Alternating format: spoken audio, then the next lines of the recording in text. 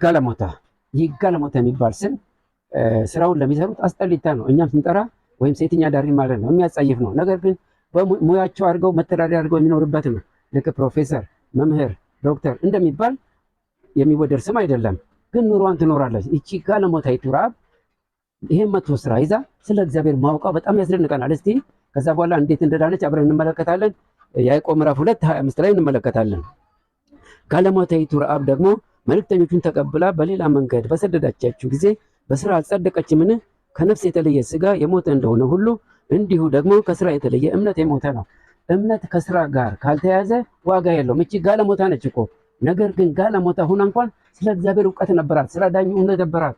ከዛ በኋላ በተግባር ስለፈጸመችው ስራ እስቲ ከመጽሐፈ ኢያሱ ምዕራፍ 2 አብረን እንመለከታለን። ይቺ ሴት በጣም አስገራሚ ነገሯን አብረን እንመለከታለን። ስለ እግዚአብሔር ያለውን እውቀቷ ነው በጣም ያስደነቀኝ።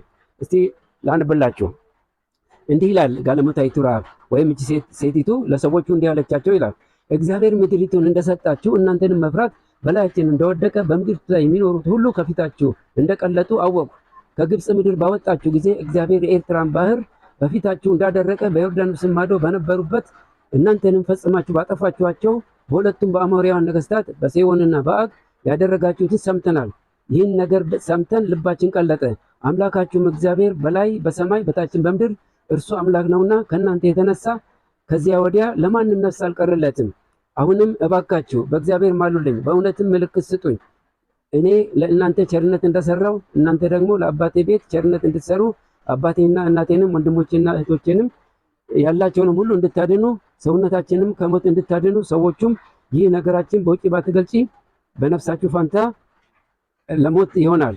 እግዚአብሔር ምድሪቱን በሰጠን ጊዜ ከአንቺ ጋር ቸርነት እናደርጋለን፣ እውነትን እናደርጋለን አሏት እያለ ይቀጥላል። በጣም የሚያስደንቀኝ ይቺ ሴተኛ አዳሪ ጋለሞታይቱ ስለ እግዚአብሔር እውቀት ሰማች። በዛን ጊዜ እንደዚህ የሚነበብ መጽሐፍ የለም። ነገር ግን እግዚአብሔር ያደረገውን ከሌሎች ሰዎች ሰምታለች። ያን ሰምታ በጣም በውስጧ ፈራች፣ ተንቀጠቀጠች። የሀገሪቱን መሪ አልፈራችም።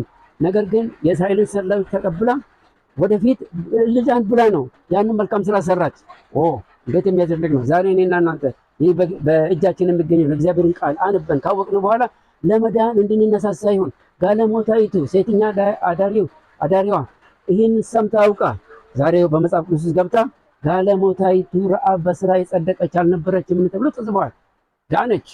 መጽሐፍ ቅዱስ ነው የሚናገረው። እግዚአብሔር ይመስገን። ሌሎቹ እኮ ጥሩ መልካም ስም ይዘው ነው ፕሮፌሰር፣ ዶክተር፣ ሐዋርያ ተብለው ነው ወደ ሞት የሄዱት። ለምሳሌ ሐዋርያ ይሁዳ ሐዋርያ ነው፣ ግን ከእግዚአብሔር መንግስት ተለይቶ ነው ሄደው እና ስለዚህ ስማችን አያዋጣም። ዶክተር፣ ፕሮፌሰር፣ ሌላም መባሉ አያዋጣም። የሚያዋጣው ጋለሞታይቱ ረዓብ የእግዚአብሔርን ነገር ሰምታ አምና መልካም ስራ እንደሰራች እኛም አምነን መልካም ስራ በመስራት ህይወታችን እንድናድን አደራ እላለሁ።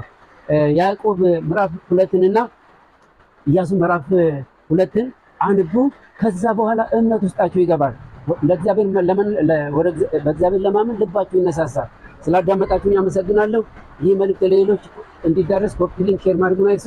የዛሬውን እዚህ ላይ ጨርሳለሁ። መልካም ቆይታ